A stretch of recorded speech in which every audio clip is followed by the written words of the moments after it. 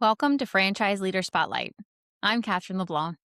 This series highlights the leaders shaping franchising today, how they built their careers, what they're focused on now, and what they believe is coming next for the industry. Let's dive in. Brought to you by my podcast host. My conversation today is with Jon Sica, who is president of Batteries Plus. Thank you so much for joining me. Thank you. It's a pleasure to be here. I'm going to jump right in. Please. I'm very curious. What is most exciting to you in your day-to-day right now? The most exciting thing day to day right now is just the speed of transformation and growth, Mm-hmm. both powered by AI and just the growth and transformation we as operators and franchisors have to inspire not only at our corporate offices, but with our franchisees just to Mm-hmm. keep up with the pace of play. I mean, I could cite you a million examples of things we're doing with AI, from AI generated phone calls to both price check our competitors and secret shop our own stores and Mm-hmm. help our franchisees complete their training with their own Mm-hmm. associates. Yeah. And also just, I mean, think about the last couple of days with tariffs and Mm-hmm. those Yep. changes, what that means. We import internationally as Mm-hmm. well. And as, I'm sure, many other franchisors Yeah. do. And like that amount of change constantly Yeah. coming out Yeah. everyone. It's never dull. Yeah. And, as a leader, to me, it's an opportunity Mm-hmm. to, not only create learning in your organization, both with your leadership team and your franchisees about these issues and why Yep. they matter to Mm-hmm. ultimately what we all care about, which is our franchisees making money and That's their right. Yeah. profitability, Mm-hmm. but also to, inspire, extra effort and Mm-hmm. inspire the team. And, you wouldn't think a little battery company from Wisconsin is engaging in, global trade issues, Right. but Yeah. we're doing it every day. Yeah. Okay. All right. So we're talking AI in this conversation. All right. Okay. Let's jump in and dig deep. You're into AI. Yeah. Okay. So tell me more about how. I think the most interesting thing to me with AI is how are we leveraging it for our day to day usage Yep. and day to day ease? But then it's changing so fast. How do we know what to hang on to improve our businesses? So tell, especially as president, I'll tee this up for you Sure. in marketing, and you're with your background in marketing, Yep. sometimes we get frustrated by the president who's going after the bright and shiny object all of the time. Yep. And so how do you balance that and your kind of focus on AI? Yeah, that's a great question. There is a component I think of, leaders need to embrace right now and frankly talk about and preach for their team of bifurcating the challenge. Okay. There's a challenge of, internal infrastructure, which is much more of a slow burn, which is, Okay. hey, we need to have our data in the Hmm. data lake in the right places. We need to have the right APIs connected to the MCPs to be able to create the right data connections and have the data accessible to whatever, uh, system needs it Yeah. at any one time. And I, so I'm going to pause you I, right there. Okay. So I'm going to pause you right there. mm, You said a bunch of letters. And yes. so I'm going to bring it down. APIs is essentially what, connecting one system to another. Yeah. MCPs. MCP is a protocol that is essentially an abstraction layer that allows an AI to query through an API any Okay. data set that then gets abstracted, Mm-hmm. cleanly into the agentic layer that Mm-hmm. the whatever agent is Mm-hmm. using to be able to accomplish whatever task that is through an LLM Mm-hmm. or some other agent. And so, LLM is large language model, and that's correct. what the Yes. chat GPTs and the Claudes and all that stuff that's Yes. out there. So you're specifically talking about, and I love that you're bifurcating this, and we're going to get to the next one. You're specifically talking about how are we going to use AI to take the information that we already have and make it easier to make business decisions and get information out. Well, said a little bit differently, how Okay. are we going to prepare ourselves to chase shiny objects when the need arises Okay. and when there's a business case? Yeah, I totally get it because it could very easily be interpreted that way. But how do we set the foundation to be able to use these tools? And some of them will be, hey, your institutional tools from a Salesforce or a Microsoft that, hey, you're going to have for a lot of years, Mm-hmm. but there's so much coming so quickly. And if you build the infrastructure right, you can switch really, really easily. Mm-hmm. And that's one of the benefits of AI now. It's just the speed at which you can say, hey, that agent's not working, throw a different agent on the website, Mm-hmm. let's go. Are you building that foundation internally Yes. proprietary, or are you using off the shelf? It's off the shelf tools, internal Mhm. architecture, Okay. to match our Mhm. internal architecture and be able to work within that. So, we're Mhm. going to have a data lake, we're going to have an agentic platform. We actually already have the data lake where, a ways down that path Yeah. where we vectoring all of our databases to work within the MCP protocols Mhm. and framework to be able to Mhm. be accessed. Mhm. And it's just like a flattening of all the tables. Okay. I could go on, but Yes. for this Yeah. conversation, and the second challenge is more front end. And so Mhm. where I think, us as leaders don't necessarily come across as the shiny object person is it's, the IT team can do the infrastructure part Mhm. really well. Mhm. They can't take it to the goal line the Mhm. same way a marketer could Mhm. when, hey, we need to put something on the e-commerce site Mhm. or we need to do something else. You go take that. Yeah. Right. Because it's all natural language now. Right. You're telling it what you Right. want to create. Yeah. Yeah, and that's the opportunity you're seeing, and I love that you are painting this picture because the AI is scary, and it's scary because it's unknown. It's scary because it's changing so fast, and it's scary because it's really hard to understand what to do with it. And so I love that you are kind of laying out here's what you do with it. You create the foundation of data, and data lake is just putting all of your information into one place so that it can be extracted out. And so here's the foundation of your data lake, and then here's the foundation of kind of how your AI is going to be talking to your data lake. And then to your point, like that's your infrastructure. Yes. That's what your IT team or your outsource IT team, that is Yes. technical Yes. issues that you need to Pure build. technology. Well, and I relate it to, before AI took over the world, we were talking about data lakes and we were talking about data. And oftentimes in the brands that I would join, uh, in any brand you join, data is one of the It's major issues. it's always a mess. It's always a mess. And it doesn't matter if it's the biggest brand in the whole wide world. It's just always a mess. And the push that, I always saw was build the data lake, build the data lake. And that takes resources. How It how does. are you thinking about allocating those resources to get to a foundation to then be able to use it? Yeah, it doesn't happen overnight. Mhm. I just, did a panel and someone was asking me about plus games, which is something we do. And hey, how do we do this? Mm, Or, this year, I'm like, you can't. Like, this is a year and a half, 2 years process. It's mhm, taken us 3, 4 years of effort back mhm, when we knew we needed to be more clean from a data standpoint. mhm, And we had gone through a process and move everything into BigQuery. We started using AI 2.5, 3 years ago and started down this process, but mhm. it's an effort of years. And frankly, it's a resources you have to carve Yeah. out. And I've had a lot of conversations where I'm sitting there like, hey, how come we can't get IT to do this? They're revectorizing databases. It's like, Mhm, well, that's important too. And it's not important today, but it's going to be important 2 years from now. mhm. And that's what's proving true. I would love to hear your take on, money is not unlimited. Sure. And resource allocation is a real challenge that presidents and CEOs face all of the time. Yeah.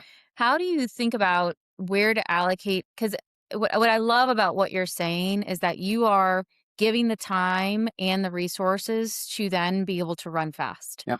Slow is smooth, smooth is fast. And so, that investment takes discipline, it takes foresight, and it takes going to the board and saying things like, yeah, I'm not spending those dollars on this thing that's going to impact sales tomorrow. I'm spending the dollars on this thing that's going to impact and put us ahead in 2 years. I'd love to hear more about how you navigate those conversations. Yeah, they're always fun.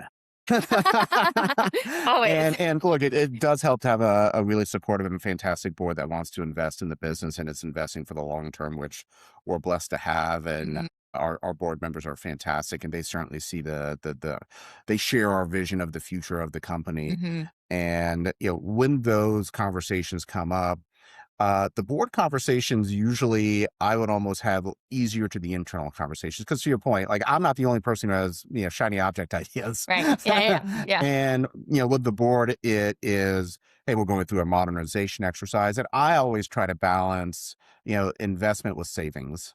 And Okay. if we're going Yeah. to go and ask for a system upgrade or we're going through Mhm, a database maintenance or something else like mhm, that, where else are we saving money? Because mhm, and we've mhm, been able to deliver savings alongside that with cloud engineering costs and mhm, cloud usage and other reductions when hey we can reduce expenses through attrition Yeah. because we've got a system doing part of this job now, Mhm. and it's not as labor intensive as it was before, Mhm. and so our staff Mhm. profile will change over time, Mhm. Mhm. and have that future. Mhm. Internally, it's and I sort of chuckle, and for me, and if I was mentoring somebody else coming Mhm. into this type of role too, it'd be like, you got to make decisions about the phone call you're going to get at 2 a.m. or the phone call you're Yeah. going to get at 6 a.m. Mhm. when the stores don't open because something isn't working. Mhm. You Mhm. will never ever think about a maintenance or a modernization exercise the same way. Yeah. And Yes, that's a great perspective. you want to not have that call. Yeah. And if you 'Cause it's have the insurance, call, right? yeah, Yeah. you want to be ready for it because Mhm. and I think it's one of the great things about franchising of Mhm. our our franchisees are funding all of this. It's Yeah. our, yeah, sacred obligation to make sure our uptime is in the 99.9%, that Mhm. they have every opportunity to make money and that they don't have to Mhm. worry about all this stuff Mhm. because they've Mhm. got complete faith in us that it's taken care of. Mhm. Well, speaking of franchising, what do you think that franchising is getting right now? As an industry, I think the focus on local Okay. and the focus Mhm. on the franchisees and the individual business owner, Mhm. Mhm. and everything the IFA president Matt Haller's doing with Mhm. the American Franchise Act. I think Mhm. that's 100% right. Mhm. I think allowing business owners to operate, allowing them the freedom to operate, Mhm. allowing them giving them the tools to grow their businesses and build generational wealth. It's Mhm. one of the Yeah. the absolute best things about America. And how do you balance that freedom to operate your business with the objectives of the corporate team? It's a great point because I've had that conversation a Mhm. lot with franchisees who say like, "Hey, look, I want to be closed on Sundays." Yes. And it's like, I get it. And I think as franchisors, we always have to have the conversation about brand standards. But Mhm. sometimes that's not enough because the Mhm. brand standards are amorphous and hey, like if my customers love me, you don't have to tell me about that. It's more about like, well, think about your exit strategy. Do you want to be, when you're selling your business, you want to be selling a business that's open 6 days a week or one that's open seven? And when the brand standard is seven, your buyer is going to be asking, well, why aren't you open 7 days a week? Yeah. Yeah. And putting their Mhm. conversations into a different lens or helping them look through Yeah. a different lens on, hey, I know brand standards are sort of ma paw and apple pie, but really you need to be thinking about Mhm. your investment. Mhm. And if you're somebody else, like what's your neighbor thinking Mhm. when, yeah, oh yeah, that place down the road isn't open, Dad. Mhm. Drive 30 minutes here. Can you Mhm. take care of Yeah. this for me? Yeah, Yeah, well, I love that you brought that exit strategy up because uh, what one of the things I talk to brands about when we're talking about franchise development and we're talking about maybe underperforming franchisees or top performing franchisees, we make the assumption that our franchisees are with us forever. correct. And that is just not the case. We know that everything is temporary. Yeah, And so, I advocate for even starting the conversation in that Fran Dev yeah. process Great. around what is what is your goal here? Is your goal to have a 25-year business? Is your goal to pass this on? Is this goal, to come in while this is Yeah. hot and we're going to sell it in 5 years? How so that I can be set up to help you with that goal. So is exit strategy something that you guys talk Yeah, about? well, I'm 100% on the same page as you. We Mhm. talk about it during our Fran Dev process. We call our internal program full circuit because, we're a battery company. Yes, I love it. And, it is a topic that I think ultimately gives people coming into your system and people in the candidate process more confidence Mhm. because you're acknowledging that Mhm. and you're having that Yes. I conversation and totally showing the agree. Yeah. foresight and challenging them to have an answer and think Mhm. about their plans in that way, and Mhm. ultimately gives more credibility to your the Mhm. leadership team Mhm. and more commitment to the agreement process when Mhm. you do it that way. Yeah. And the thing, we started our full circuit program about 5 years ago now, and we've evolved it ever since. But one of the things we keep finding is, and finding with a lot of very experienced, incredibly successful franchisees who have had 20, 30 years of profitability and made tons of money and got all these houses and Yeah. cars and everything else and never sold a business. Don't know the Okay. language. Don't Yes. know. what a LOI or term sheet or Mhm. APA, asset purchase agreement. Thank you. See, see, I can't take Yeah. directions. And what those things are, or how Mhm. they're negotiated, or how do I value my inventory and what's Mhm. reasonable, what's not. And Yeah. that's where having a staff of very Mhm. experienced deal makers on team pays dividends for our franchise owners. And we really sell this as you may not need this for 10 or 15 years Mm. or whatever your timeline is, but when you need it, we'll be there to support Yeah. you. Yeah, we have a program. Okay, so what is franchising getting wrong right now? Oh, wow. A hard question. Yeah.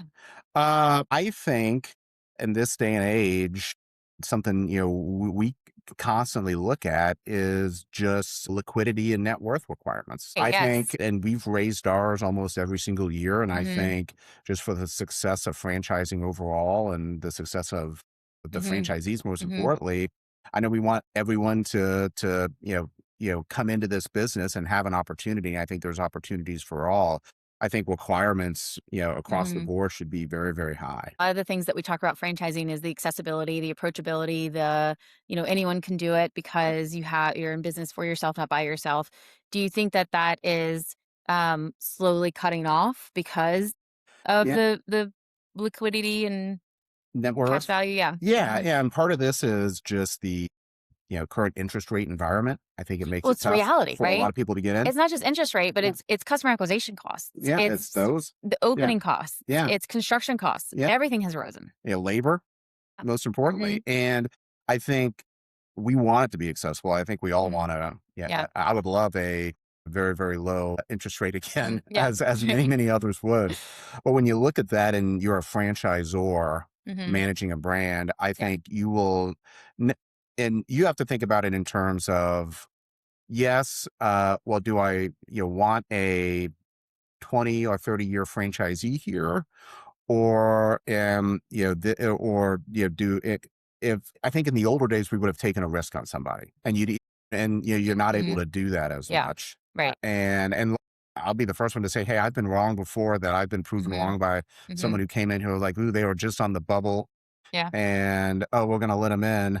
uh, and they did fantastic. Yeah. But Yeah, I we think all have it's those it's stories for it's it's sure. just tougher these Yeah. days with, because once you run out of money, you run out of money. There's no Well, place and to I go think that's tap. what it is, right? It's the runway you need to get to profitability, and when you see franchisees coming in that don't have the liquidity, don't have the net worth, don't have access to the financing they need to get past that 6-month, 9-month mark, that's where you're like, you didn't even have a start. Yeah. You failed to start. Yeah. Yeah. Yeah, and nobody wants to see that. Nobody, yeah. Yeah, everybody Mhm. wants to see it be successful, Right. and frankly, you wanna see that person successful. Mhm. Right, but you can't hope and pray Yeah, that correct. after 3 months you're profitable. Yeah, That's just not and reality of business. yeah, and so, you've gotta raise your net worth Mhm. requirements, and again, back to kind of explaining things to the board, because this was, Yeah. something I had to do at Batteries Plus of, "Hey, I'm Mhm. gonna raise the net worth requirements," and, at that point, they probably hadn't been, this is right when I started, and Mm. they probably hadn't been raised for 10 years, and Oh, they're like, wow. "Oh, well, isn't that gonna cut off your candidate flow?" It's like, "No, like, we're gonna go fish in the right pond." Oh, And I yes. think Reframed it. franchise need to think about it in those terms. Mhm. You're not, hey, cutting off access, you're Mhm. gonna fish in the right pond, Mhm. and ultimately, our lead flow went up because we were targeting, the Oh, candidates okay. at the right net Yeah. worth. And as an operator and, Mhm. and not just a franchise development focused leader, you want those open doors to, be successful, to ramp Mhm. successfully, to get on that trajectory and, be on track for the completing the first 10-year agreement and, renewing for a second and third. Mhm. And, you've got to have that long-term vision as well. Yeah. And it starts with getting candidates at the Right right net candidates. worth. Yeah. I don't see a lot of brands adjusting that, I think, Mhm. as aggressively as they should. Yeah. No, I agree with you. I think that that is an interesting thing to think about as you're setting up who your avatar is. If your avatar that you put on all of these attributes on paper, if you're not lining it up with those financials, Yeah. it's not going to work. Yeah, and you gotta challenge that avatar, Mhm. that, Yeah. profile, Mhm. and say, "Is it the person it was?" Because I think you would look at it, and a Mhm. lot of brands would say, "Okay, yeah, we're looking for this person who wants a second job or, wants to be a Mhm. retiree," and like really like, oh, well, let's look at who's been successful. And it's not the people Mhm. who are doing this part time. It's the That's people right. who are in the Yeah. business every day. It's Yeah. the people who are very engaged. Yeah. It may be, in our case, I mean, our business significantly changed when I started, we were about 80% B2C, Mhm. 20% B2B. And Mhm. now we're almost 50-50. Oh, wow. And as you look at, that's a very different person who's going to go out Mhm. there and quote unquote carry a bag and knock on doors and make Mhm. commercial sales Yeah. versus a Build the shopkeeper. relationships. Yeah. Yeah. Absolutely. And Absolutely. so that's where, again, along with raising the net worth Mhm. requirement, finding those people, like Mhm. those are the people who have done sales before, they're going to be successful. Yeah, awesome. All right, well, I want to switch gears on you a little bit and talk about how you got here. As president of Batteries Plus, certainly this isn't your first job. As you look at how you got here and what your career journey has been like, I'm curious if there's a lesson that you learned along the way that you didn't really know as a lesson until you were faced with it again. Good one. So I started at Cabela's, which is a big box Mhm. retailer, outdoor company. I was in the marketing department. Mhm. And, my big shift in my career happened when they asked me we had a new CEO come from Remington, Tommy Milner, a great guy. And he was a huge Lean Six Sigma Okay. advocate Yeah. at Remington, and he had brought it Mhm. there. And So Lean Six Sigma is a operating yeah, system. yes, it's Mhm. a process improvement Mhm. discipline, Yep. continuous improvement, Okay. and statistical process engineering Mm. by another name. And like, oh, like, and so they're looking for people like, hey, what about this kid in marketing? And they put me in this class Mhm. with, a bunch of supply chain guys and others. And it turned out I was really good at it. And, there's very orally, very logical, very linear way of thinking. You follow this process, you do the analysis, you get a better outcome. Mhm. And I started doing those projects, and they're like, hey, we want you to do this full time. And that led again. And so then I started having conversations, and, sort of marketing meets statistical process Yes. Great. engineering. I'd sit down with someone. I'm like, tell me about your strategy. Like, I don't know what that is. I don't know. And so Great. then I started doing that, like Okay. helping them, no different than I would put together a web page or Mhm. a catalog page back in the day Yeah. and other things. I would, help them craft what a strategy would look like. Mhm. Mhm. And they said, oh, John, we want you doing that full time. Okay. And then that led to a whole different realm of Mhm. learning financials, and really it Mhm. was an on the Mhm. job MBA, Mhm. that culminated with some significant M&A activity, alongside bankers and everything else, when we quarterback the due diligence Mhm. for the Cabela's Bass Pro Mhm. transaction, and helped with the management presentation and the sim, and got to learn all of those different things. Mhm. Yeah. And, at the time, it was late nights, a lot of work, Mhm. and, a lot of time, many, many nights of go home, cook dinner for the kids, put them Yeah. to bed, and Right. then go right back to Yeah. the office and, keep grinding. Which, we were blessed in Western Nebraska, which is where Cabela's was located. I was only about a minute from the office. And so it Okay. was very easy, very, very convenient. And, what I learned through all that is, just when